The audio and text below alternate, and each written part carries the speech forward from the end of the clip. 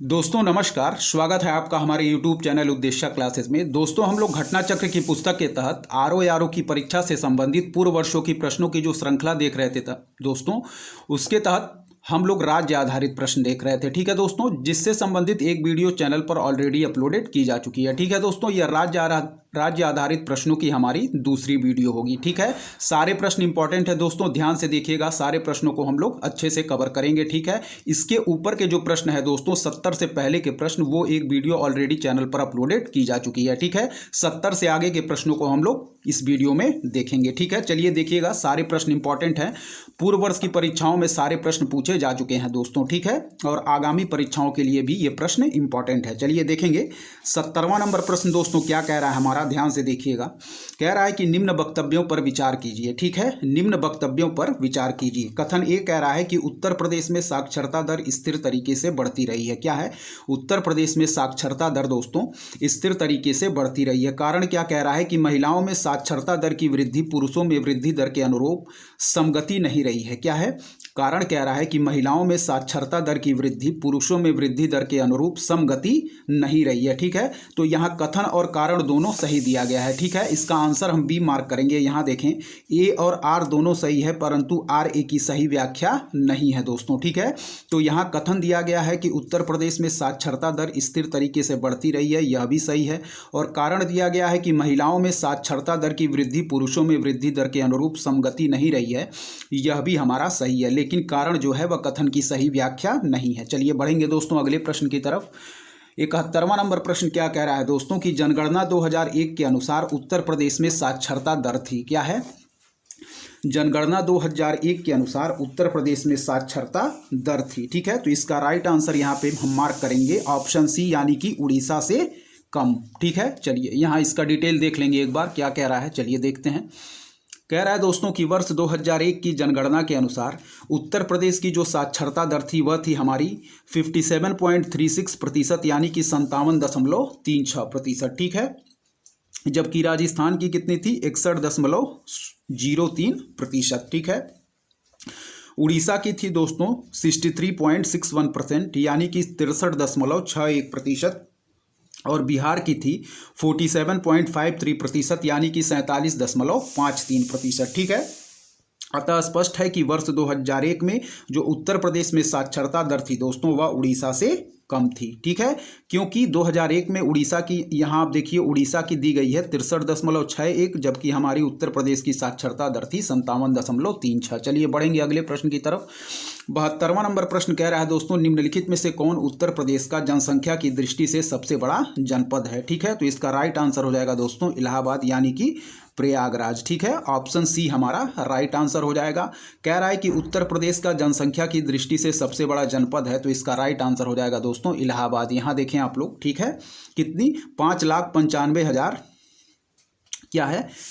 5,95,4391। ठीक है, 5,95,4391 इसकी जनसंख्या है। ठीक है, 5,95,4391। ठीक है दोस्तों, उसके बाद है मुरादाबाद, फिर है गाजियाबाद, आजमगढ़ और लखनऊ। ठीक है, मुरादाबाद की कितनी है? तो 47,72,006। ठीक है, 47,72,006। ठीक है, 47,72,006। गाजियाबाद की है 4,68,1645। आजमगढ़ की है 46,13,913। लखनऊ की है 45,89,838। ठीक है, इलाहाबाद का याद रखिएगा 5,95,4391। ठीक है, चलिए बढ़ेंगे अगले प्रश्न की तरफ। तो यदि प्रश्न पूछे कि उत्तर प्रदेश का जनसंख्या की दृष्टि से सबसे बड़ा जनपद कौन है दोस्तों, तो याद रखिएगा इलाहाबाद। ठीक है, उसके बाद मुरादाबाद है, फिर गाजियाबाद, फिर आजमगढ़, फिर लखनऊ। चलिए बढ़ेंगे अगले प्रश्न की तरफ।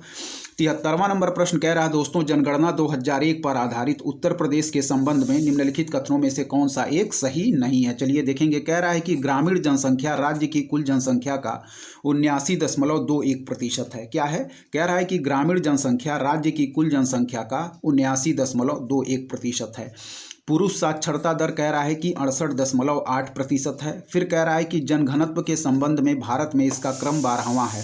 फिर कह रहा है कि न्यूनतम जनसंख्या वाला जिला कौन है, महोबा है। ठीक है, तो चलिए इसमें जो हमारा सही नहीं है दोस्तों वह है हमारा ऑप्शन सी। ठीक है, क्या कह रहा है ऑप्शन सी कि जनघनत्व के संबंध में भारत में इसका क्रम 12वां है। ठीक है, चलिए लेकिन दिया गया है कि ग्रामीण जनसंख्या राज्य की कुल जनसंख्या का 79.21% है, यह हमारा सही है।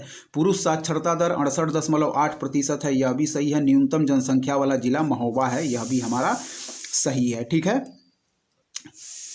देखिए जनगणना 2001 के अनुसार उत्तर प्रदेश का जनघनत्व के संबंध में भारत में 9वां था, जबकि प्रश्न में दिया गया है क्या, 12वां। ठीक है, तो यह सही नहीं है। 2011 की जनगणना के आधार पर हम देख लेंगे। यदि पूछे दोस्तों 2011 की जनगणना के अंतिम आंकड़ों के अनुसार, तो भी यह इस संदर्भ में कुल 9वें क्रम पर ही है। ठीक है, 2001 में भी यह 9वें क्रम पर था और हमारा 2011 में भी यह जनघनत्व के संबंध में 9वें क्रम पर ही है। ठीक है, याद रखिएगा आप लोग, चाहे 2001 की बात करें चाहे 2011 की, उत्तर प्रदेश जनघनत्व के मामले में 9वें स्थान पर है। ठीक है, चलिए बढ़ेंगे अगले प्रश्न की तरफ दोस्तों। ध्यान से देखेंगे क्या दिया गया है हमारा अगला प्रश्न। चलिए दोस्तों बढ़ेंगे 74वें नंबर प्रश्न की तरफ। क्या दिया गया है दोस्तों, कह रहा है कि उत्तर प्रदेश के निम्नलिखित जिलों का भौगोलिक क्षेत्रफल की दृष्टि से अवरोही क्रम क्या है। ठीक है, कह रहा है कि उत्तर प्रदेश के निम्नलिखित जिलों का भौगोलिक क्षेत्रफल की दृष्टि से अवरोही क्रम क्या है। ठीक है, तो इसका राइट आंसर हम देखेंगे, यहाँ स्टार मार्क किया गया है दोस्तों। यहाँ देखें आप लोग, इसका आंसर जो है स्टार मार्क किया गया है। इसका डाटा हम देखेंगे, चलिए देखते हैं क्या दिया गया है। कह रहा है कि 2011 की जनगणना के अनुसार विकल्प में दिए गए उत्तर प्रदेश के जिलों का भौगोलिक क्षेत्रफल निम्न है। यहाँ देखें, वाराणसी क्षेत्रफल वर्ग किलोमीटर में। ठीक है, तो वाराणसी का क्षेत्रफल कितना है दोस्तों, वह है हमारा 1535 वर्ग किलोमीटर। ठीक है, 1535 वर्ग किलोमीटर। फिर है हमारा गौतम बुद्ध नगर का कितना, 1282 वर्ग किलोमीटर। ठीक है, फिर है बागपत का 1321 वर्ग किलोमीटर। फिर है हमारा भदोही संत रविदास नगर 1015। ठीक है, संत रविदास नगर 1015। फिर देखेंगे वाराणसी का है 1535 वर्ग किलोमीटर। गौतम बुद्ध नगर का है दोस्तों 1282 वर्ग किलोमीटर। बागपत का है 1321 वर्ग किलोमीटर और भदोही संत रविदास नगर का है 1015 वर्ग किलोमीटर। ठीक है दोस्तों, चलिए बढ़ेंगे अगले प्रश्न की तरफ। क्या है हमारा अगला प्रश्न, ध्यान से देखें।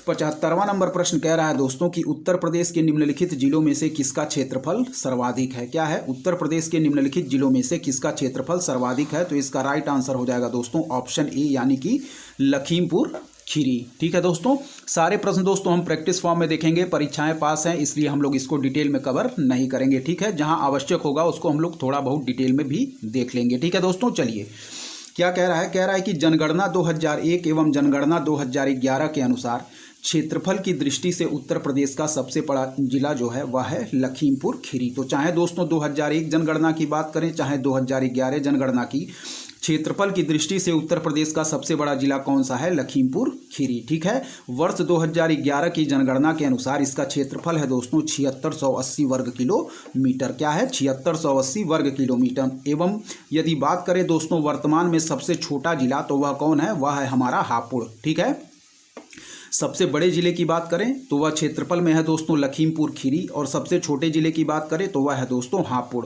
किंतु यदि जनसंख्या की दृष्टि से बात करें दोस्तों, तो प्रदेश का सबसे बड़ा जिला कौन सा है जनसंख्या की दृष्टि से, तो वह है हमारा इलाहाबाद प्रयागराज। एवं जनसंख्या की दृष्टि से सबसे छोटा जिला महोबा है। ठीक है, याद रखिएगा, यदि क्षेत्रफल की बात करें तो क्षेत्रफल की दृष्टि से दोस्तों सबसे बड़ा जिला है हमारा लखीमपुर खीरी 7680। ठीक है, वर्ग किलोमीटर के साथ। एवं वर्तमान में क्षेत्रफल के अनुसार बात करें तो सबसे छोटा जिला है दोस्तों हापुड़। ठीक है, किंतु जनसंख्या की दृष्टि से प्रदेश का सबसे बड़ा जिला है इलाहाबाद प्रयागराज, एवं सबसे छोटा जिला है जनसंख्या की दृष्टि से तो वह है हमारा महोबा। ठीक है, याद रखिएगा। चलिए बढ़ेंगे अगले प्रश्न की तरफ। कह रहा है उत्तर प्रदेश का सबसे पूर्वी शहर निम्नलिखित में से कौन सा है। क्या है, उत्तर प्रदेश का सबसे पूर्वी शहर निम्नलिखित में से कौन सा है। तो इसका राइट आंसर हो जाएगा दोस्तों ऑप्शन ए बलिया।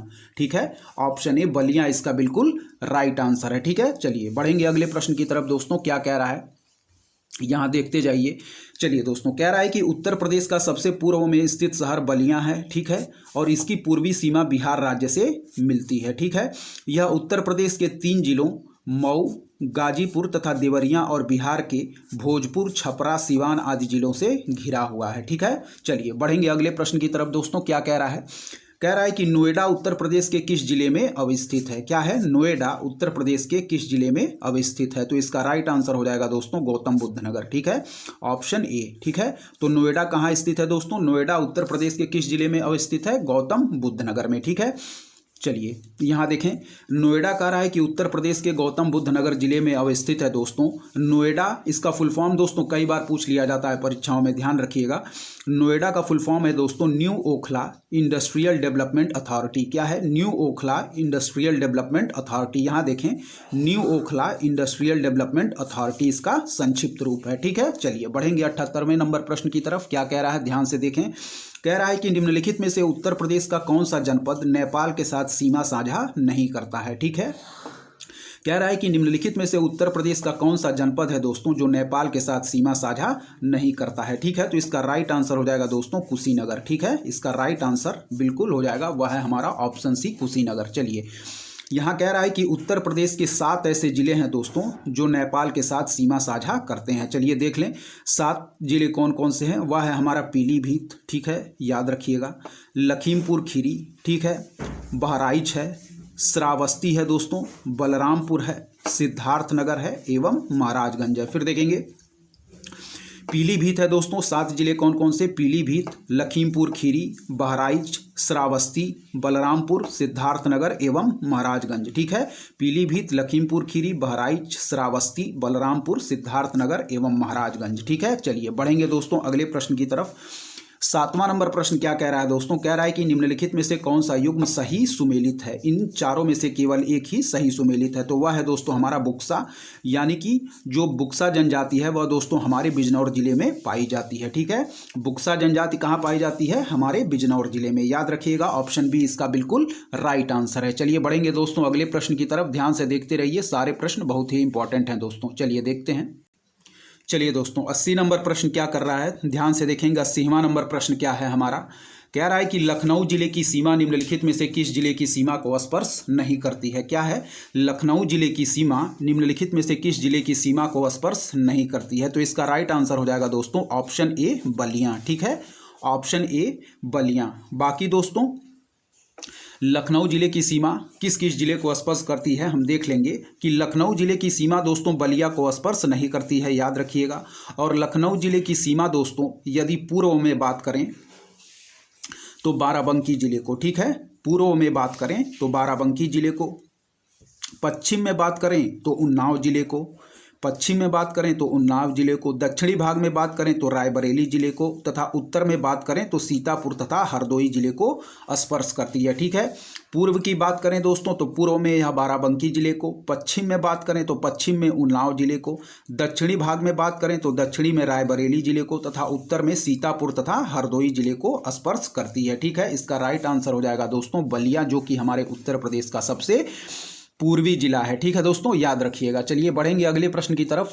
81वां नंबर प्रश्न क्या कह रहा है, कह रहा है कि निम्नलिखित कथनों में से कौन एक सही नहीं है। ठीक है, चलिए पढ़ेंगे। कह रहा है कि उत्तर प्रदेश में कुछ नगरों ने नगर निगम की हैसियत प्राप्त कर ली है। क्या है, उत्तर प्रदेश में कुछ नगरों ने नगर निगम की हैसियत प्राप्त कर ली है। फिर बी क्या कह रहा है कि नगरों को एक निगम की हैसियत राजनीतिक कारणों पर दी जाती है। ठीक है, तो यह हमारा ऑप्शन बिल्कुल गलत है दोस्तों। ठीक है, फिर कह रहा है कि कुछ सिद्धांत हैं जिनके आधार पर नगर निगम का सृजन किया जाता है, यह सही है। फिर कह रहा है कि उत्तर प्रदेश में नगर निगमों के लिए एक अलग कानून है। क्या है, उत्तर प्रदेश में नगर निगमों के लिए एक अलग कानून है। ठीक है, तो पहला ए, सी और डी हमारा पॉइंट सही दिया गया है, लेकिन बी पॉइंट सही नहीं है। ठीक है, चलिए कह रहा है कि प्रश्नकाल में उत्तर प्रदेश के 16 नगरों ने नगर निगम की हैसियत प्राप्त कर ली थी। 2014 का प्रश्न है, उस दौरान हमारे उत्तर प्रदेश के 16 नगरों ने नगर निगम की हैसियत प्राप्त कर ली थी। ठीक है, नगरों को एक निगम की हैसियत राजनीतिक कारणों से नहीं बल्कि उत्तर प्रदेश नगर निगम अधिनियम की धारा 4 में जो प्रावधान दिए गए हैं दोस्तों उसके अधीन होती है। ठीक है, वर्तमान में उत्तर प्रदेश में 17 नगर निगम है दोस्तों। ठीक है, तो याद रखिएगा वर्तमान में उत्तर प्रदेश में कितने नगर निगम हैं, 17, और 17वां नगर निगम कौन सा है दोस्तों, तो वह है हमारा शाहजहांपुर। ठीक है, याद रखिएगा। चलिए बढ़ेंगे अगले प्रश्न की तरफ। क्या है हमारा अगला प्रश्न, ध्यान से देखिए। कह रहा है कि उत्तर प्रदेश में एक बब्बर शेर सफारी स्थापित किया जा रहा है। क्या है? उत्तर प्रदेश में एक बब्बर शेर सफारी स्थापित किया जा रहा है। तो कहाँ दोस्तों? तो यह किया जा रहा है दोस्तों हमारा ऑप्शन बी इटावा जिले में। ठीक है, कहाँ? ऑप्शन बी इटावा जिले में। चलिए क्या है? कह रहा है इंग्लैंड के लांगलिट सफारी पार्क से अभिप्रेरित होकर उत्तर प्रदेश के जनपद इटावा में एशियाई शेर प्रजनन केंद्र एवं लायन सफारी पार्क विकसित किया गया है, जिसका नाम परिवर्तित कर अब क्या कर दिया गया है? इटावा सफारी पार्क शेर प्रजनन केंद्र एवं मल्टीपल सफारी पार्क कर दिया गया है। चलिए देखेंगे यहाँ। चलिए कह रहा है पार्क जोन और जिले को सुमेलित करना है। चलिए सुमेल करेंगे दोस्तों। कह रहा है कि अपैरल पार्क। ठीक है, तो अपैरल पार्क दोस्तों कहाँ स्थित है? अपैरल पार्क स्थित है दोस्तों हमारा कानपुर में। ठीक है, बायोटेक्नोलॉजी पार्क कर रहा है तो बायोटेक्नोलॉजी पार्क को हम सुमेल करेंगे दोस्तों लखनऊ से। एग्रो प्रोसेसिंग जोन कर रहा है तो एग्रो प्रोसेसिंग जोन को हम सुमेल करेंगे सहारनपुर से। और लेदर टेक्नोलॉजी पार्क है तो दोस्तों इसको हम सुमेल करेंगे उन्नाव से। ठीक है, फिर देखें जो अपैरल पार्क है दोस्तों इसको हम सुमेल करेंगे किससे? अपैरल पार्क को सुमेल करेंगे कानपुर से। बायोटेक्नोलॉजी पार्क को सुमेल करेंगे लखनऊ से।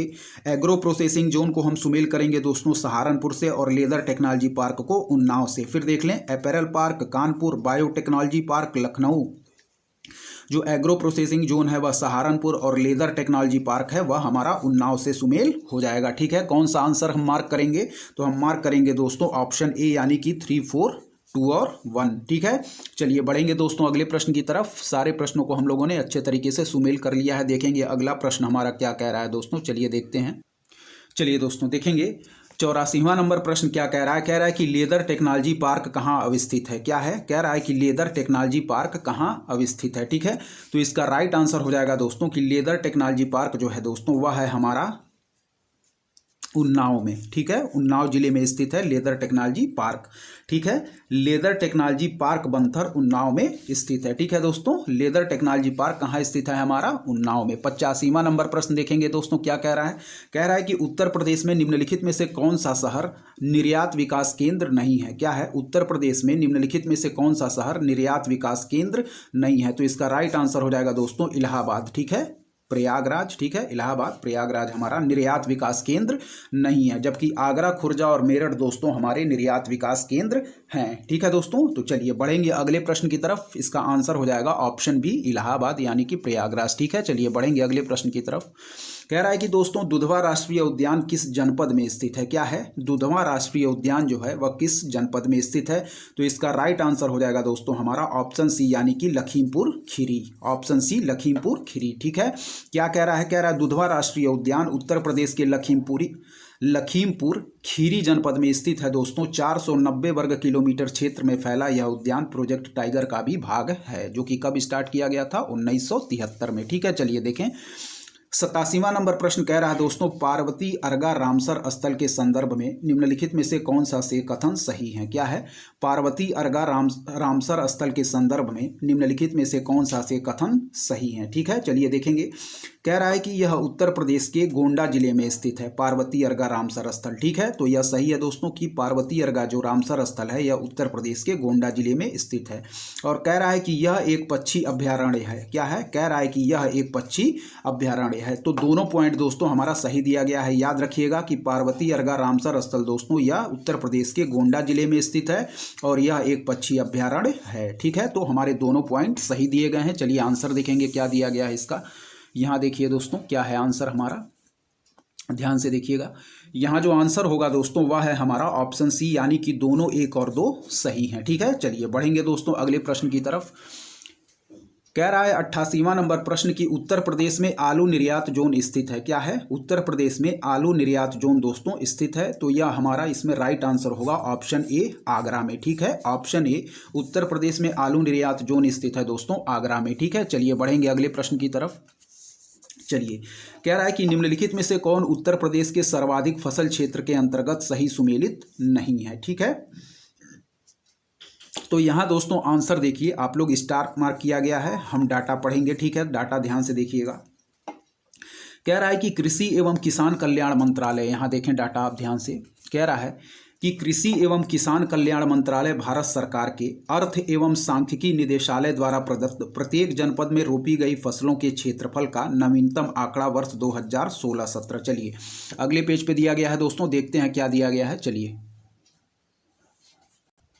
चलिए दोस्तों, ठीक है, यहाँ डाटा देखिए।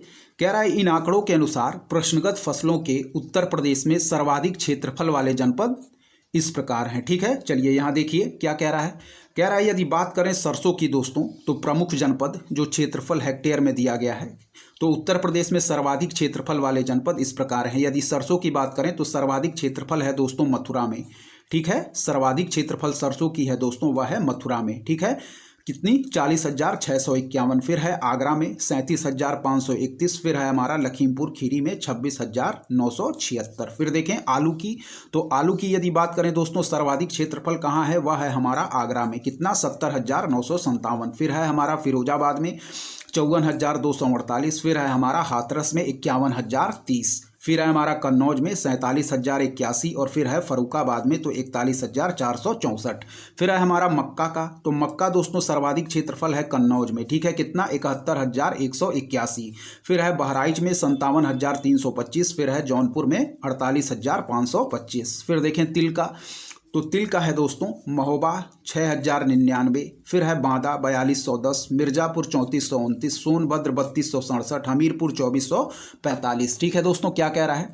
इस प्रकार उपर्युक्त विकल्पों में कोई भी विकल्प सही सुमेलित नहीं है। यदि सर्वाधिक क्षेत्रफल के बजाय फसल क्षेत्रफल के प्रमुख जिलों की दृष्टि से देखें तो सरसों, आलू, तिल के लिए क्रमशः आगरा, फर्रुखाबाद, हमीरपुर सही माना जा सकता है। ठीक है, मक्का कह रहा है कि मक्का वाराणसी के अत्यंत कम क्षेत्रफल यानी कि 2101 हेक्टेयर पर उगाया जाता है। ज्ञात हो कि लोक सेवा आयोग ने इस प्रश्न का उत्तर सी माना था। ठीक है दोस्तों, चलिए बढ़ेंगे अगले प्रश्न की तरफ।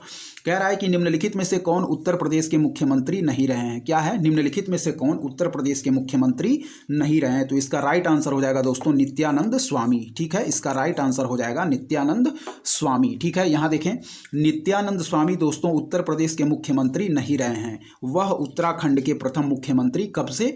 9 नवंबर 2000 से 29 अक्टूबर 2001 थे। ठीक है, विकल्पों में दिए गए शेष सभी यानी कि गोविंद बल्लभ पंत की बात करें, टीएन सिंह की बात करें और राम नरेश यादव, तो यह दोस्तों उत्तर प्रदेश के मुख्यमंत्री रहे हैं, जबकि हमारे नित्यानंद स्वामी उत्तर प्रदेश के मुख्यमंत्री नहीं रहे हैं। ठीक है, तो राइट आंसर हमारा ऑप्शन सी हो जाएगा। चलिए बढ़ेंगे अगले प्रश्न की तरफ। 91वां नंबर प्रश्न क्या कह रहा है दोस्तों? कह रहा है कि निम्नलिखित में से कौन उत्तर प्रदेश की प्रथम महिला मुख्यमंत्री थी? क्या है? कह रहा है कि निम्नलिखित में से कौन उत्तर प्रदेश की प्रथम महिला मुख्यमंत्री थी? ठीक है, तो इसका राइट आंसर हो जाएगा दोस्तों श्रीमती सुचेता कृपलानी। ठीक है, श्रीमती सुचेता कृपलानी दोस्तों उत्तर प्रदेश की प्रथम महिला मुख्यमंत्री थी। ठीक है, चलिए बढ़ेंगे 92वें नंबर प्रश्न की तरफ। कह रहा है उत्तर प्रदेश में बुक्सा जनजाति कहाँ रहती है? तो हम लोगों ने अभी देखा था पिछले प्रश्न में, उत्तर प्रदेश में बुक्सा जनजाति रहती है दोस्तों, वह है हमारे बिजनौर जिले में। ठीक है, कहाँ? ऑप्शन ए यानी कि बिजनौर जिले में। चलिए बढ़ेंगे 93वें नंबर प्रश्न की तरफ दोस्तों, ध्यान से देखते रहिए, सारे प्रश्न इंपॉर्टेंट हैं। यह आरओ मेंस 2021 का प्रश्न है। चलिए देखते हैं क्या पूछा गया है। कह रहा है कि निम्नलिखित में से कौन सी अनुसूचित जनजाति उत्तर प्रदेश के वाराणसी जिले में नहीं पाई जाती? क्या है? निम्नलिखित में से कौन सी अनुसूचित जनजाति उत्तर प्रदेश के वाराणसी जिले में नहीं पाई जाती? तो इसका राइट आंसर हो जाएगा दोस्तों सहरिया। ठीक है, सहरिया। जबकि दोस्तों बात करें गोंड, चेरो, खरवार जनजाति, तो यह वाराणसी में पाई जाती है। यहाँ आप लोग देख लें, कह रहा है कि वाराणसी जिले में पाई जाने वाली जो जनजातियाँ हैं उसमें दोस्तों है चेरो, ठीक है, फिर है गोंड, फिर है दोस्तों खरवार, फिर है ओझा, फिर है नायक, फिर है धूरिया। ठीक है, सहरिया जनजाति कहाँ पाई जाती है? याद रखिएगा ललितपुर में। ठीक है, ललितपुर जिले में दोस्तों हमारी सहरिया जनजाति पाई जाती है। जबकि वाराणसी जिले में जो पाई जाती है जनजाति वह कौन कौन सी है? चेरो है, गोंड है, खरवार है, ओझा है, नायक है, धुरिया है। ठीक है, याद रखिएगा आप लोग। चलिए बढ़ेंगे 94वें नंबर प्रश्न की तरफ। कह रहा है कि उत्तर प्रदेश की कौन सी निम्नलिखित जनजाति दीपावली को शोक के रूप में मनाती है? ठीक है दोस्तों, यह कई बार दोस्तों परीक्षाओं में प्रश्न पूछा जा चुका है, याद रखिएगा। तो दोस्तों इसका राइट आंसर हो जाएगा ऑप्शन डी यानी कि थारू। ठीक है, उत्तर प्रदेश की कौन सी निम्नलिखित जनजाति दीपावली को शोक के रूप में मनाती है? तो इसका राइट आंसर हो जाएगा दोस्तों ऑप्शन डी थारू। ठीक है, यहाँ डिटेल देखें। कह रहा है कि थारू जनजाति हिंदू धर्म को मानती है। ठीक है, थारू लोग हिंदुओं के सभी त्यौहार मनाते हैं। ये दीपावली को शोक पर्व के रूप में मनाते हैं। ठीक है दोस्तों, क्यों? क्योंकि इस दिन ये अपने पूर्वजों को भेंट आदि प्रदान करते हैं, जिसे रोटी कहा जाता है। ठीक है दोस्तों, याद रखिएगा उत्तर प्रदेश की कौन सी जनजाति दीपावली को शोक के रूप में मनाती है? तो वह है हमारी थारू जनजाति। ठीक है, चलिए बढ़ेंगे दोस्तों अगले प्रश्न की तरफ। क्या है अगला प्रश्न? ध्यान से देखिए। चलिए दोस्तों 95वां नंबर प्रश्न की तरफ बढ़ेंगे दोस्तों। देखिए कथन और कारण का प्रश्न है, ध्यान से देखते रहिए, सारे प्रश्न बहुत ही इंपॉर्टेंट है। चलिए दोस्तों देखेंगे, कह रहा है कथन क्या कह रहा है, ध्यान से देखिए। कह रहा है कि जो भोजपुरी भाषा है दोस्तों वह पूर्वी उत्तर प्रदेश की लोक भाषा है। क्या है? भोजपुरी जो है दोस्तों वह पूर्वी उत्तर प्रदेश की लोक भाषा है। ठीक है। फिर कह रहा है कि कारण पूर्वी उत्तर प्रदेश के लोग अन्य भाषाओं में असहज होते हैं। ठीक है।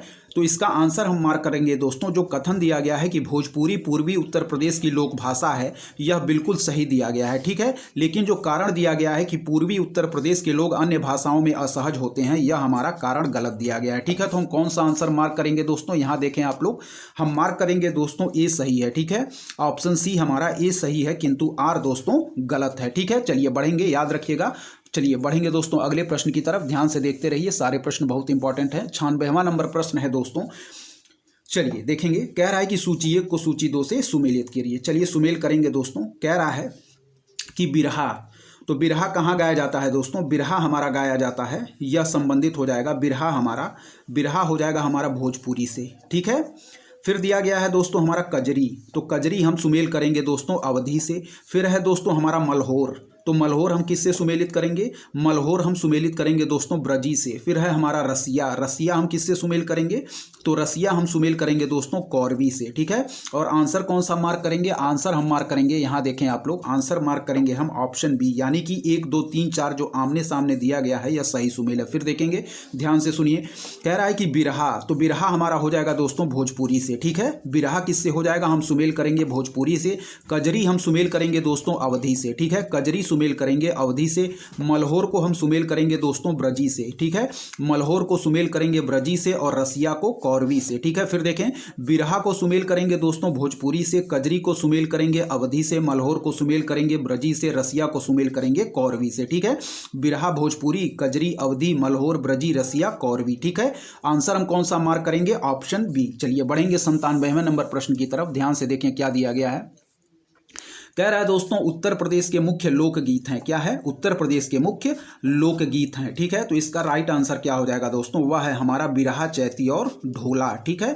कौन सा? बिरहा, चैती और ढोला। ठीक है। यहाँ कुछ दिए गए हैं, डिटेल देख लेंगे। कह रहा है कि उत्तर प्रदेश के जो मुख्य लोकगीत हैं दोस्तों उनको देख लीजिए, परीक्षा में पूछा जा सकता है। वह है हमारा रसिया। ठीक है, याद रखिएगा। फिर है कजरी। ठीक है। फिर है हमारा आल्हा। फिर है हमारा बिरहा।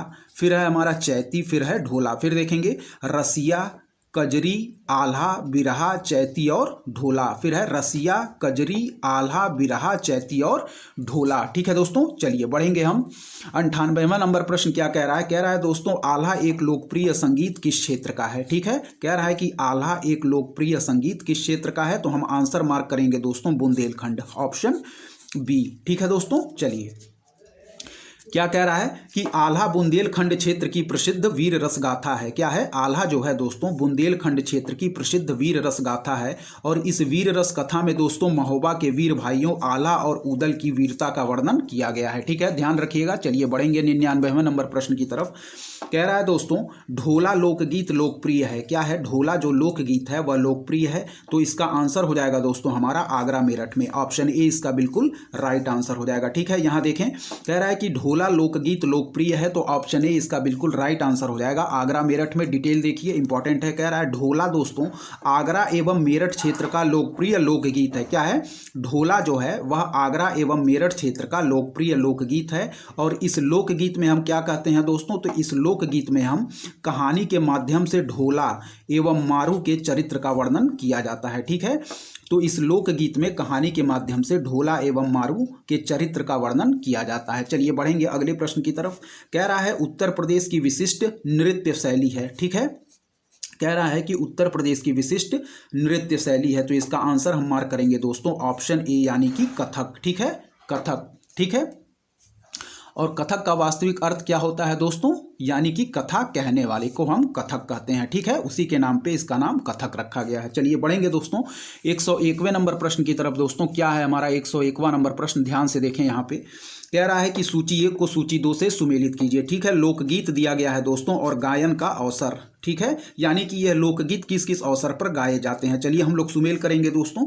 कह रहा है कि चैती, तो चैती दोस्तों है यह है मौसमी गीत, ठीक है। चैती क्या है, चैती एक मौसमी गीत है दोस्तों। फिर कह रहा है कि कजरी, तो कजरी दोस्तों विवाह संबंधित एवं मौसमी गीत भी है, ठीक है। यह विवाह के अवसर पर भी गाया जाता है एवं मौसमी गीत भी है कजरी हमारा, ठीक है। फिर दोस्तों कह रहा है रसिया, तो रसिया दोस्तों ब्रज का एक लोकगीत है। फिर है दोस्तों हमारा सोहर, तो सोहर दोस्तों संस्कार गीत है, ठीक है। सोहर हमारा संस्कार गीत है, ठीक है। फिर ध्यान से देखें, कह रहा है दोस्तों चैती, तो चैती लोकगीत दोस्तों गाया जाता है मौसमी गीत है, ठीक है। चैती हमारा मौसमी गीत है।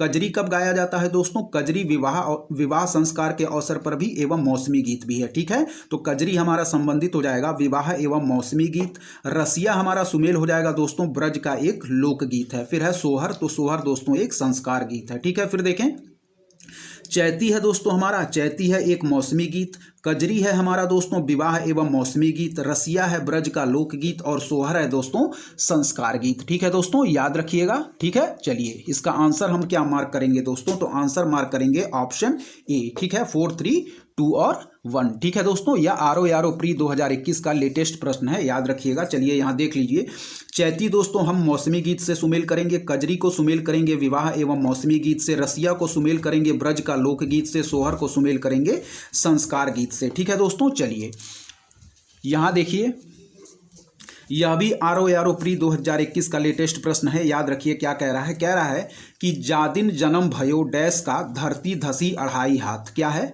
जादिन जन्म भयो डैश का धरती धसी 2.5 हाथ। कह रहा है कि उपर्युक्त उक्ति लोकगीत का संबंध उत्तर प्रदेश के किस ऐतिहासिक विभूति से है, तो इसका राइट आंसर हो जाएगा दोस्तों आल्हा, ठीक है। इसका राइट आंसर हो जाएगा आल्हा से, ठीक है। फिर देखेंगे, कह रहा है कि जादिन जन्म भयो डैश का धरती धसी 2.5 हाथ, ठीक है दोस्तों। तो इसका राइट आंसर हम मार्क करेंगे ऑप्शन सी आल्हा से, ठीक है।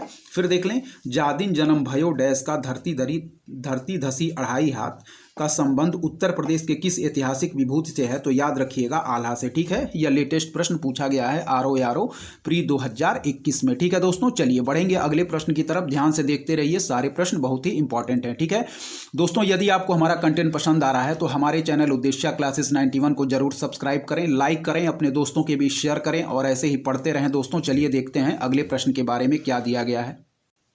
चलिए दोस्तों बढ़ेंगे हम 103वें नंबर प्रश्न की तरफ। 103वां नंबर प्रश्न क्या कह रहा है, कह रहा है कि प्रसिद्ध जो ठुमरी गायिका है गिरजा देवी, इनका जन्म किस शहर में हुआ था, ठीक है। ध्यान से देखते रहिए, कह रहा है कि प्रसिद्ध ठुमरी गायिका थी दोस्तों गिरजा देवी, इनका जन्म किस शहर में हुआ था, ठीक है। तो इसका राइट आंसर हम मार्क करेंगे वाराणसी में, ठीक है, वाराणसी में, ठीक है। और कब हुआ था, 8 मई 1929 को वाराणसी के निकट एक गांव में, ठीक है। कह रहा है कि प्रसिद्ध ठुमरी गायिका गिरजा देवी का जन्म किस शहर में हुआ था, तो याद रखिएगा वाराणसी में, ठीक है। कब हुआ था, 8 मई 1929 में, ठीक है। चलिए बढ़ेंगे अगले प्रश्न की तरफ दोस्तों, क्या है 104वां नंबर प्रश्न कह रहा है दोस्तों, निम्नलिखित में से कौन सा सही सुमेलित नहीं है, ठीक है। कह रहा है कि उत्तर प्रदेश का सबसे पुराना विश्वविद्यालय, तो हम सभी लोग जानते हैं इलाहाबाद विश्वविद्यालय, स्थापना वर्ष 1887, ठीक है। फिर कह रहा है दोस्तों नौचंडी मेला, तो नौचंडी मेला मेरठ का दोस्तों बहुत फेमस है, यह सही सुमेल है मेरठ से, ठीक है। फिर कह रहा है कि भारत कला भवन, ठीक है, भारत कला भवन, तो भारत कला भवन वाराणसी दिया गया है, यह भी हमारा सही सुमेल है। फिर कह रहा है कि चौरसिया नृत्य गोरखपुर, क्या है, चौरसिया नृत्य गोरखपुर, ठीक है। तो यह हमारा सही सुमेल नहीं है दोस्तों, ठीक है। यहाँ देखिए आप लोग, कह रहा है कि चौरसिया नृत्य गोरखपुर का नहीं है दोस्तों, बल्कि यह जौनपुर के कहारों द्वारा किया जाता है, ठीक है। चौरसिया नृत्य दोस्तों हमारा यह जौनपुर के कहारों द्वारा किया जाता है, ठीक है। फिर एक बार ध्यान से देखें, कह रहा है कि उत्तर प्रदेश का सबसे पुराना विश्वविद्यालय, तो यह है हमारा इलाहाबाद विश्वविद्यालय, स्थापना वर्ष 1887। नौचंडी मेला दोस्तों मेरठ से सही सुमेल है। भारत कला भवन यह वाराणसी से, यह भी सही सुमेल है। और जो दिया गया है चौरसिया नृत्य गोरखपुर, यह हमारा सही सुमेल नहीं है। चौरसिया नृत्य दोस्तों गोरखपुर से सुमेल ना होकर यह जौनपुर के कहारों द्वारा किया जाता है, याद रखिएगा। चलिए अगले प्रश्न की तरफ बढ़ेंगे, 105वें नंबर प्रश्न की तरफ। क्या कह रहा है, कह रहा है कि हर्बर्ट रिस्ले, ठीक है, 1901 के अनुसार उत्तर प्रदेश निवास क्षेत्र है, क्या है, कह रहा है कि हर्बर्ट रिस्ले 1901 के अनुसार जो उत्तर प्रदेश है दोस्तों वह निवास क्षेत्र है। तो यह निवास क्षेत्र है दोस्तों आर्य द्रविड़ियन का, क्या है, यह निवास क्षेत्र है हमारा ऑप्शन बी आर्य द्रविड़ियन का, ठीक है। इसका राइट आंसर ऑप्शन बी हो जाएगा। चलिए बढ़ेंगे अगले प्रश्न की तरफ दोस्तों, क्या है हमारा अगला प्रश्न, ध्यान से देखिए। यहां है हमारा 106वां नंबर प्रश्न, कह रहा है दोस्तों कि अपने समय का चर्चित उपन्यास, ठीक है, कह रहा है अपने समय का चर्चित उपन्यास झीनी झीनी बीनी चदरिया के लेखक हैं। क्या है? अपने समय का चर्चित उपन्यास झीनी झीनी बीनी चदरिया के लेखक हैं। ठीक है, आरो प्री 2021 का प्रश्न है, आगे भी पूछा जा सकता है। ठीक है, इसका राइट आंसर हो जाएगा दोस्तों अब्दुल बिस्मिल्लाह, याद रखिएगा। ठीक है, अब्दुल बिस्मिल्लाह कह रहा है कि अपने समय का चर्चित उपन्यास झीनी झीनी बीनी चदरिया के लेखक हैं दोस्तों, तो इसका राइट आंसर हो जाएगा ऑप्शन सी अब्दुल बिस्मिल्लाह। ठीक है, चलिए बढ़ेंगे अगले प्रश्न की तरफ। क्या है? कह रहा है हमारा दोस्तों जो 107वां नंबर प्रश्न है, कह रहा है कि उत्तर प्रदेश में जैन एवं बौद्ध दोनों धर्मों का प्रसिद्ध तीर्थ कौन सा है? क्या है? उत्तर प्रदेश में जैन एवं बौद्ध दोनों धर्मों का प्रसिद्ध तीर्थ कौन सा है दोस्तों? तो इसका राइट आंसर हो जाएगा हमारा ऑप्शन बी मार्क करेंगे। उत्तर प्रदेश में जैन एवं बौद्ध दोनों धर्मों का प्रसिद्ध तीर्थ है दोस्तों कौशाम्बी। ठीक है, प्रसिद्ध तीर्थ क्या है दोस्तों? कौशाम्बी। ठीक है, चलिए बढ़ेंगे अगले प्रश्न की तरफ दोस्तों। 108वां नंबर प्रश्न क्या कह रहा है? 108वां नंबर प्रश्न देखेंगे, कह रहा है कि निम्नलिखित में से कौन सा युग्म सही सुमेलित नहीं है? क्या है? निम्नलिखित में से कौन सा युग्म सही सुमेलित नहीं है? कह रहा है दोस्तों जो वाराणसी की विशेषता है वह है संस्कृति एवं धर्म, बिल्कुल सही है दोस्तों। फिर कह रहा है कि लखनऊ प्रदेश की राजधानी, बिल्कुल सही है। फिर कह रहा है कि झांसी औद्योगिक केंद्र, बिल्कुल गलत है दोस्तों। फिर कह रहा है कि मुरादाबाद पीतल उद्योग, बिल्कुल सही सुमेल है। ठीक है, चलिए फिर देखेंगे, कह रहा है कि वाराणसी शहर जो है दोस्तों हमारे यूपी का जो वाराणसी शहर है उसकी विशेषता है संस्कृति एवं धर्म, तो यह बिल्कुल सही सुमेल है। फिर कह रहा है कि लखनऊ, तो लखनऊ दोस्तों प्रदेश की राजधानी, यह भी बिल्कुल सही सुमेल है। झांसी दिया गया है औद्योगिक केंद्र, यह एक गलत सुमेल है। फिर कह रहा है कि मुरादाबाद, तो मुरादाबाद हम सभी लोग जानते हैं दोस्तों पीतल उद्योग के लिए फेमस है, तो हमारा जो राइट आंसर होगा वह दोस्तों ऑप्शन सी हमारा सही सुमेल नहीं है। ठीक है, चलिए बढ़ेंगे 109वें नंबर प्रश्न की तरफ दोस्तों। क्या कह रहा है ध्यान से देखें। 109वां नंबर प्रश्न क्या कह रहा है दोस्तों, यहां देखिए, कह रहा है कि निम्नलिखित में से कौन एक सही सुमेलित नहीं है? ठीक है, देवा कह रहा है दोस्तों बाराबंकी, ठीक है, बिल्कुल सही सुमेल है। फिर कह रहा है कि आला महोबा, बिल्कुल सही सुमेल है। कर्मा कह रहा है मथुरा से, ठीक है, तो यह हमारा सही सुमेल नहीं है। ठीक है, कर्मा हमारा मथुरा दिया गया है, यह हमारा सही सुमेल नहीं है। जबकि कजरी दिया गया है मिर्जापुर, तो यह हमारा बिल्कुल सही सुमेल है। फिर देखें ध्यान से, कह रहा है कि देवा, तो देवा बाराबंकी से सही सुमेल है। आल्हा, तो आल्हा हमारा महोबा से, यह भी सही सुमेल है। फिर कह रहा है कजरी, तो कजरी हमारा मिर्जापुर से, यह भी सही सुमेल है। लेकिन कर्मा मथुरा से सुमेल ना होकर दोस्तों याद रखिएगा, कर्मा हमारा सुमेल होगा सोनभद्र एवं मिर्जापुर से। ठीक है, कर्मा हमारा सुमेल होगा सोनभद्र एवं मिर्जापुर से। ठीक है, देवा बाराबंकी से सही सुमेल है, आला महोबा से सही सुमेल है, कजरी हमारा मिर्जापुर से सही सुमेल है। जबकि कर्मा मथुरा से ना होकर सोनभद्र एवं मिर्जापुर में आदिवासियों का एक लोक नृत्य है। ठीक है, तो सही आंसर हम किसको मार्क करेंगे? ऑप्शन सी को। चलिए बढ़ेंगे अगले प्रश्न की तरफ दोस्तों। क्या कह रहा है हमारा अगला प्रश्न?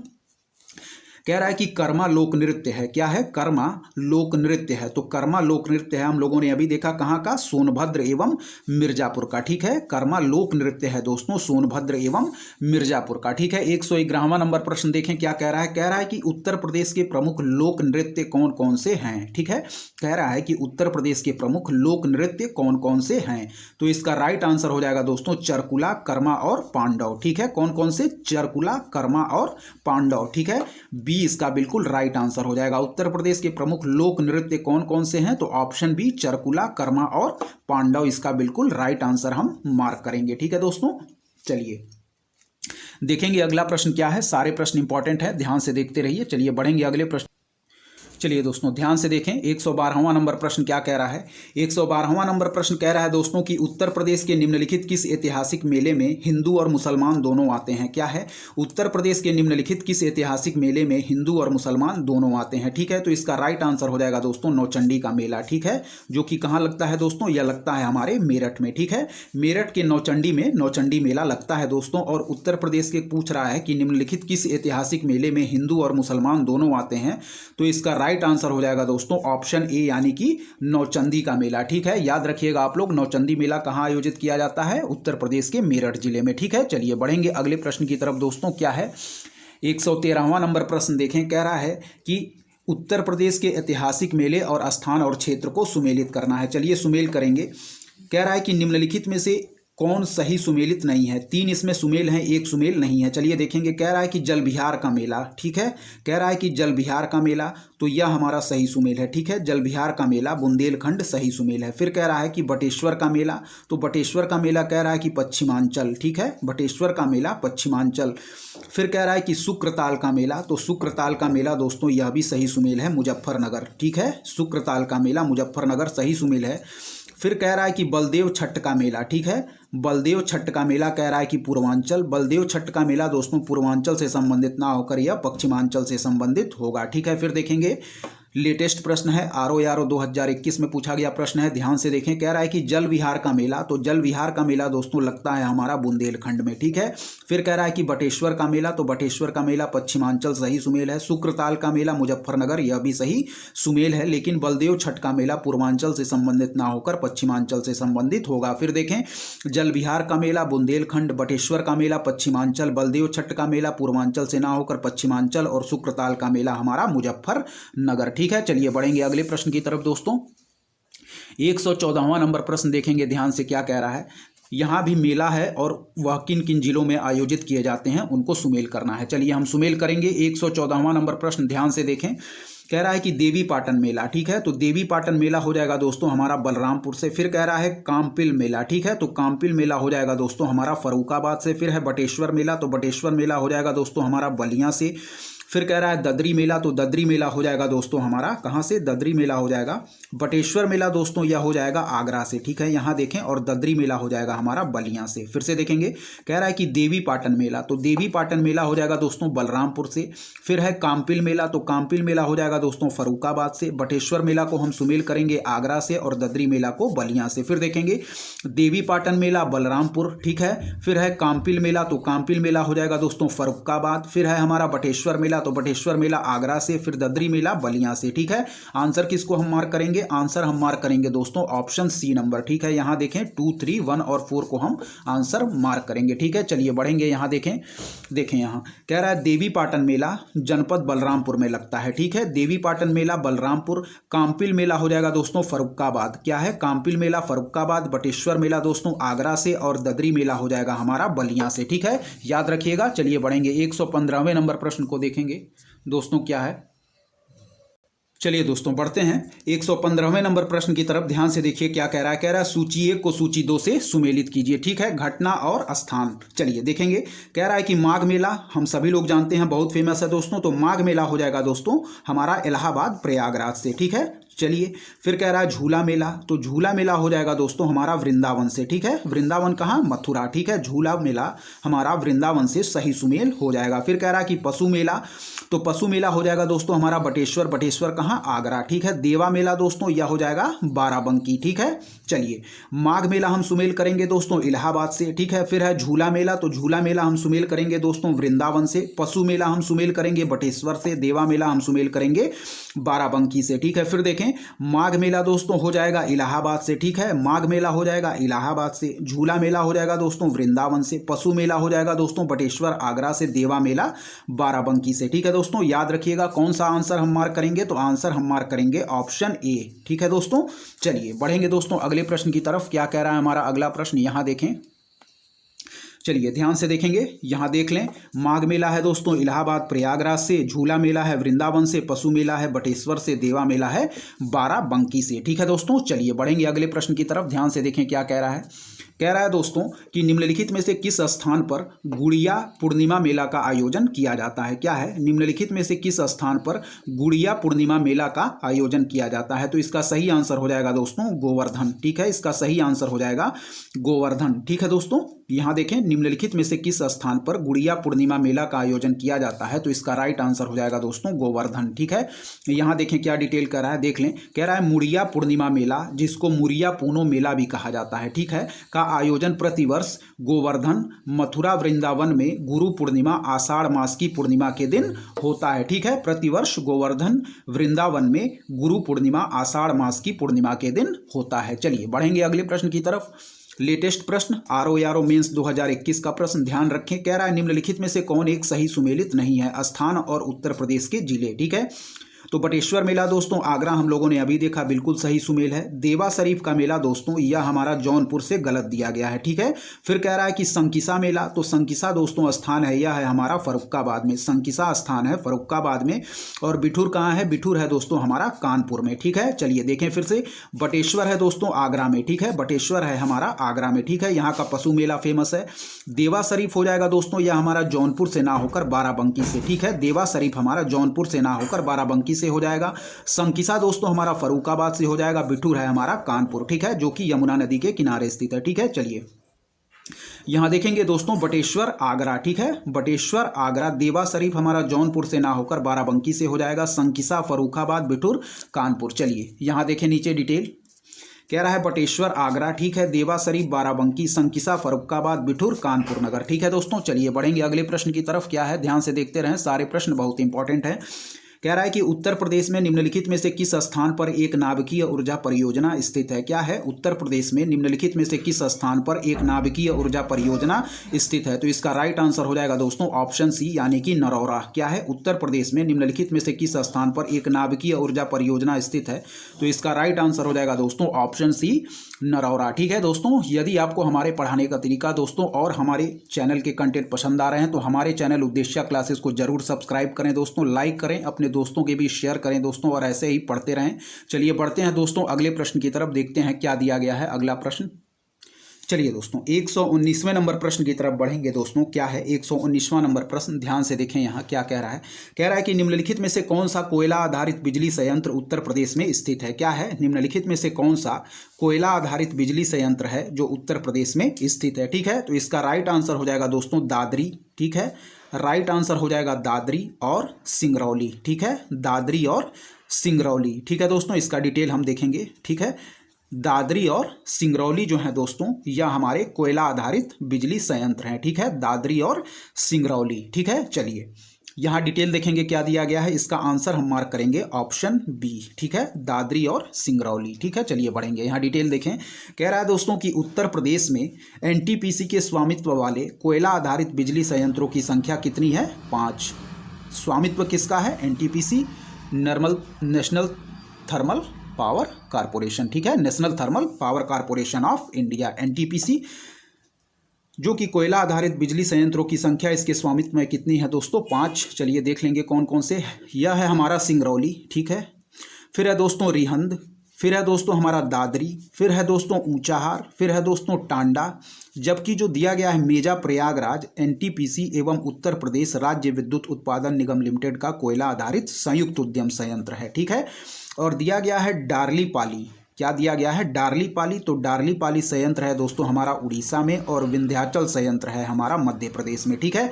यहाँ फिर देखें हमारे उत्तर प्रदेश में एनटीपीसी के स्वामित्व वाले कोयला आधारित बिजली संयंत्रों की संख्या कितनी है? पहली है दोस्तों सिंगरौली, याद रखिएगा, फिर है दोस्तों रिहंद, ठीक है, सिंगरौली, रिहंद, फिर है दादरी, फिर है ऊंचाहार, फिर है टांडा, जबकि मेजा जो है दोस्तों यह एनटीपीसी और उत्तर प्रदेश राज्य विद्युत उत्पादन निगम लिमिटेड का जो है वह संयुक्त उद्यम है, ठीक है।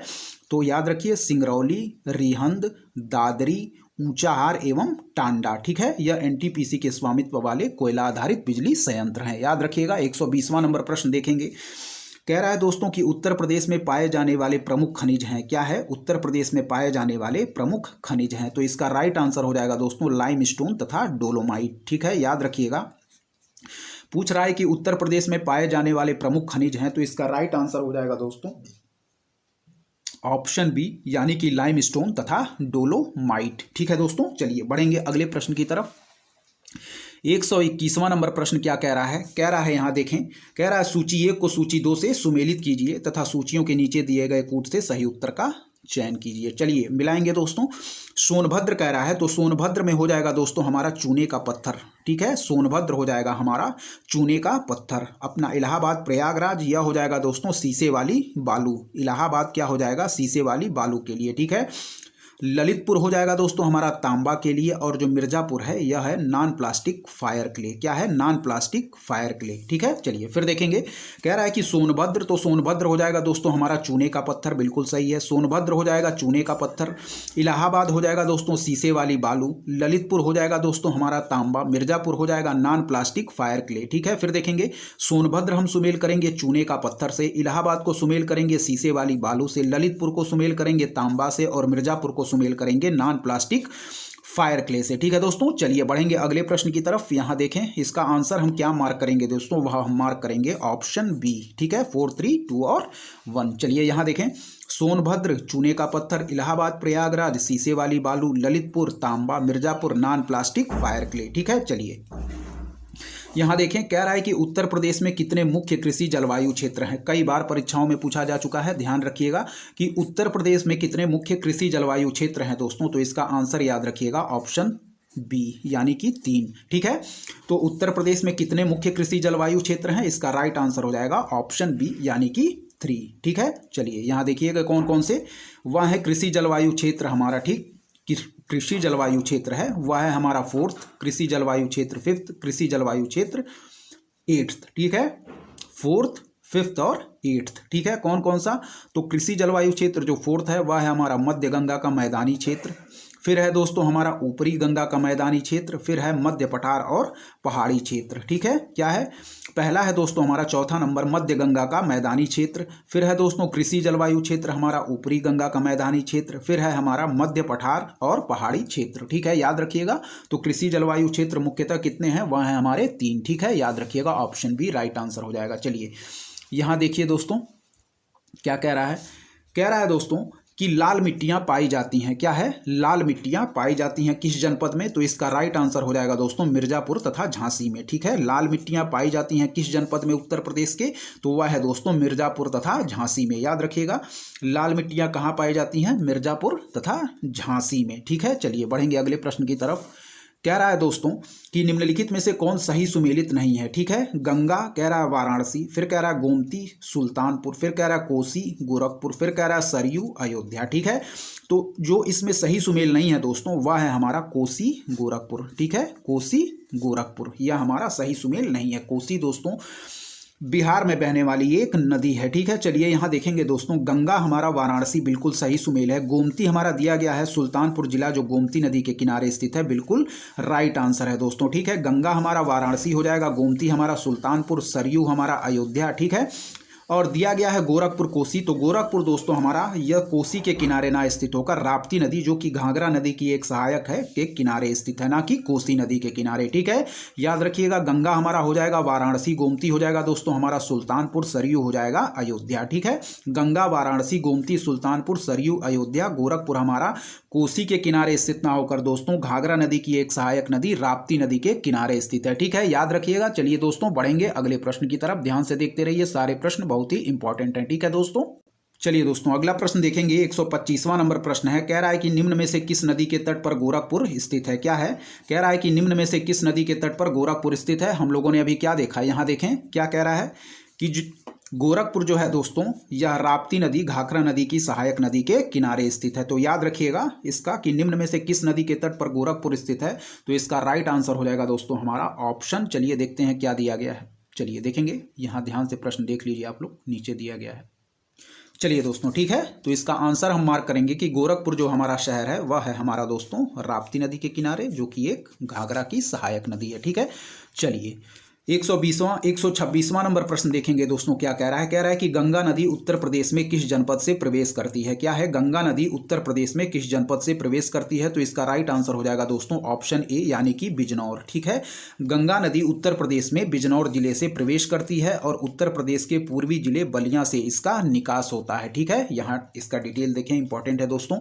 कह रहा है कि गंगा नदी उत्तर प्रदेश में किस जनपद से प्रवेश करती है। तो याद रखिए कि उत्तर प्रदेश के बिजनौर जिले से यह गंगा नदी हमारे उत्तर प्रदेश में प्रवेश करती है। ठीक है, यह आरओ मेंस 2021 का लेटेस्ट प्रश्न पूछा गया है। ठीक है, याद रखिएगा, आगामी परीक्षाओं में भी पूछा जा सकता है। कह रहा है कि गंगा नदी उत्तर प्रदेश में बिजनौर जिले से प्रवेश करती है। ठीक है, याद रखिएगा, तो गंगा नदी उत्तर प्रदेश में बिजनौर जिले से प्रवेश करती और उत्तर प्रदेश के सबसे पूर्वी जिले दोस्तों बलिया से इसका निकास होता है। ठीक है, और वर्ष 2008 में दोस्तों भारत सरकार ने गंगा नदी को राष्ट्रीय नदी घोषित किया था। यह भी डेट आप लोग याद रखिएगा। चलिए बढ़ेंगे अगले प्रश्न की तरफ। 127वें नंबर प्रश्न को देखेंगे। कह रहा है कि उत्तर प्रदेश में क्रियान्वित की जा रही निम्नलिखित योजनाओं में से कौन एक केंद्रीय सरकार की योजना नहीं है। ध्यान से देखें, उत्तर प्रदेश में क्रियान्वित की जा रही निम्नलिखित योजनाओं में से कौन एक सेंट्रल गवर्नमेंट यानी कि केंद्रीय सरकार की योजना नहीं है। चलिए देखेंगे। कह रहा है कि गंगा एक्सप्रेसवे, फिर कह रहा है कि महात्मा गांधी राष्ट्रीय ग्रामीण रोजगार गारंटी अधिनियम कार्यक्रम, फिर कह रहा है कि ग्रामीण स्वास्थ्य मिशन, फिर कह रहा है कि जवाहरलाल नेहरू राष्ट्रीय शहरी नवीनीकरण मिशन। ठीक है, तो इसका राइट आंसर हो जाएगा दोस्तों गंगा एक्सप्रेस वे। ठीक है, याद रखिएगा आप लोग, ऑप्शन ए इसका बिल्कुल राइट आंसर है। चलिए देखेंगे। कह रहा है कि वर्तमान में लखनऊ में निम्न में से कौन कौन से हैं। कह रहा है वर्तमान में लखनऊ में निम्न में से कौन कौन से हैं। ठीक है, क्या है? जल संस्थान, नगर निगम, विकास प्राधिकरण और जिला नगरीय विकास अभिकरण। क्या है? जल संस्थान, नगर निगम, विकास प्राधिकरण, जिला नगरीय विकास अभिकरण। ठीक है दोस्तों, तो वर्तमान में यदि हम देखें लखनऊ में तो निम्न में से कौन कौन से हैं, तो वहाँ दोस्तों जल संस्थान भी है, नगर निगम भी है, विकास प्राधिकरण भी है और जिला नगरीय विकास अभिकरण भी है। ठीक है, चलिए देखेंगे। यह 2010 में पूछा गया प्रश्न था। देखेंगे इसका आंसर क्या दिया गया है, यहाँ देखें। ठीक है, तो इसका राइट आंसर दिया गया है दोस्तों सभी चारों। ठीक है, राइट आंसर हम मार्क करेंगे। यदि वर्तमान में भी यह प्रश्न पूछा जाए तो आप मार्क करिएगा सभी चारों। ठीक है, चलिए यहाँ देखिए क्या कह रहा है। कह रहा है कि उत्तर प्रदेश जनहित गारंटी अधिनियम, क्या है? उत्तर प्रदेश जनहित गारंटी अधिनियम 2011 प्रावधान करता है लोगों की प्रतिदिन की आवश्यकताओं से संबंधित सेवाओं की उपलब्धि। क्या है? उत्तर प्रदेश जनहित गारंटी अधिनियम 2011 प्रावधान करता है लोगों की प्रतिदिन की आवश्यकताओं से संबंधित सेवाओं की उपलब्धि। ठीक है, तो इसका राइट आंसर क्या क्या होगा, चलिए देखते हैं। कह रहा है कि एक सहज तरीके से, ठीक है, फिर कह रहा है एक समयबद्ध तरीके से, फिर कह रहा है कि 13 चिन्हित सेवाओं की, क्या कह रहा है? 13 चिन्हित सेवाओं की, फिर कह रहा है कि ब्रेक इवन आर्थिक सिद्धांत पर, यह हमारा गलत है। क्या है? कह रहा है कि उत्तर प्रदेश जनहित गारंटी अधिनियम 2011 प्रावधान करता है लोगों की प्रतिदिन की आवश्यकताओं से संबंधित सेवाओं की उपलब्धि एक सहज तरीके से। ठीक है, क्या है? एक सहज तरीके से, एक समयबद्ध तरीके से और 13 चिन्हित सेवाओं की। ठीक है, तो इसका जो चौथा पॉइंट दिया गया है यह हमारा गलत होगा। कौन सा आंसर हम मार्क करेंगे दोस्तों? चलिए कौन सा आंसर हम मार्क करेंगे इसका? 1, 2 एवं 3। ठीक है, चलिए यहाँ देखें क्या कह रहा है। कह रहा है कि उत्तर प्रदेश जनहित गारंटी अधिनियम 2011 के तहत जनता को जो है वह प्रतिदिन की आवश्यकताओं से संबंधित सेवाओं की उपलब्धि एक सहज और समयबद्ध तरीके से कराने का प्रावधान किया गया है। इसमें प्रारंभिक रूप से 13 राज्य प्रदत्त सेवाओं को शामिल किया गया है। अतः कथन 1, 2 और 3 सही हैं, जबकि कथन 4 सही नहीं है। ठीक है, चलिए देखें। कह रहा है कि उत्तर प्रदेश के लोकायुक्त की पदधारण अवधि है। क्या है? उत्तर प्रदेश के लोकायुक्त की पदधारण अवधि है दोस्तों। ठीक है, तो चलिए यहाँ राइट आंसर किया गया है दोस्तों 2017 का प्रश्न है ऑप्शन डी, 8 वर्ष। इसका डिटेल हम देखेंगे। ठीक है, तो उत्तर प्रदेश के लोकायुक्त की पद धारण अवधि है दोस्तों, तो वह है हमारा 8 वर्ष। ठीक है, वर्तमान में इसका क्या प्रोसीजर है, चलिए डिटेल में देखते हैं यहाँ। चलिए दोस्तों यहाँ देखिए, ध्यान से देखें आप। कह रहा है कि उत्तर प्रदेश के लोकायुक्त की जो पद धारण अवधि वर्तमान में 8 वर्ष है। ठीक है, कह रहा है कि उत्तर प्रदेश लोकायुक्त और उप लोकायुक्त अधिनियम 1975 के तहत लोकायुक्त अथवा उप लोकायुक्त की पदधारण अवधि उसके पद धारण करने की तिथि से 6 वर्ष निर्धारित थी। ठीक है, लेकिन वर्ष 2012 में उत्तर प्रदेश लोकायुक्त और उप लोकायुक्त संशोधन अधिनियम 2012 के द्वारा इसकी जो पद धारण अवधि को 6 वर्ष से बढ़ाकर कितना कर दिया गया है दोस्तों? यहाँ देखें, 6 वर्ष से बढ़ाकर 8 वर्ष कर दिया गया है। ठीक है, तो याद रखिए यदि वर्तमान में भी यह प्रश्न पूछा जाए दोस्तों, क्या, यहाँ देखें, यदि वर्तमान में भी यह प्रश्न पूछा जाए, यहाँ देखिए ध्यान से, वर्तमान में भी यदि प्रश्न पूछा जाए कि उत्तर प्रदेश के लोकायुक्त की पद धारण अवधि कितनी है, तो आप लोग याद रखिएगा 8 वर्ष इसका आंसर आप लोग मार्क करेंगे। ठीक है दोस्तों, चलिए बढ़ेंगे हम 131वें नंबर प्रश्न की तरफ। क्या कह रहा है 131वां नंबर प्रश्न, यहाँ देखें।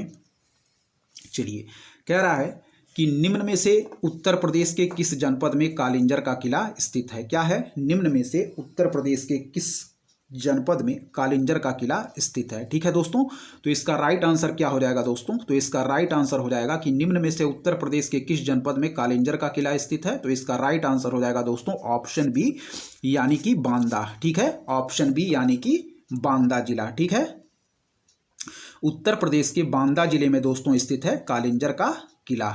ठीक है, चलिए,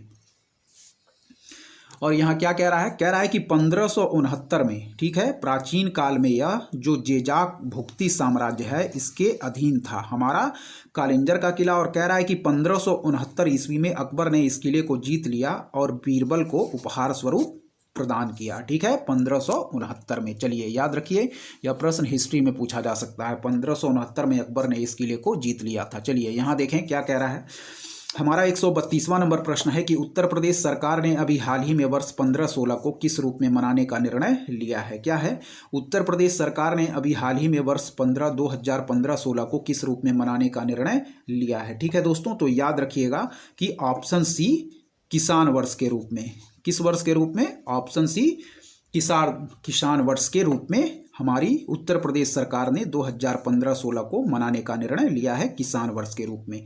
इस वीडियो में दोस्तों हम लोग यहीं तक रखेंगे, बाकी जो इसके बचे हुए प्रश्न हैं वह एक वीडियो में हम लोग पूरी तरीके से कंप्लीट कर लेंगे, क्योंकि इस चैप्टर में पूरे 150 प्रश्न दिए गए हैं, जिसको हम लोग एक वीडियो और छोटी सी आएगी उसमें पूरी तरीके से हम लोग इसको कवर कर लेंगे। ठीक है दोस्तों, तब तक इन प्रश्नों को आप पूरी तरीके से प्रैक्टिस कर लें दोस्तों, बहुत ही इंपॉर्टेंट है और 11 फरवरी को निर्धारित परीक्षा में ये प्रश्न पूछे जा सकते हैं। ठीक है दोस्तों, तो दोस्तों इस वीडियो में यहीं तक। यदि आपको हमारी वीडियो पसंद आ रही है तो हमारे चैनल उद्देश्य क्लासेस को जरूर सब्सक्राइब करें, लाइक करें, अपने दोस्तों के बीच शेयर करें और ऐसे ही पढ़ते रहें। धन्यवाद, जय हिंद दोस्तों।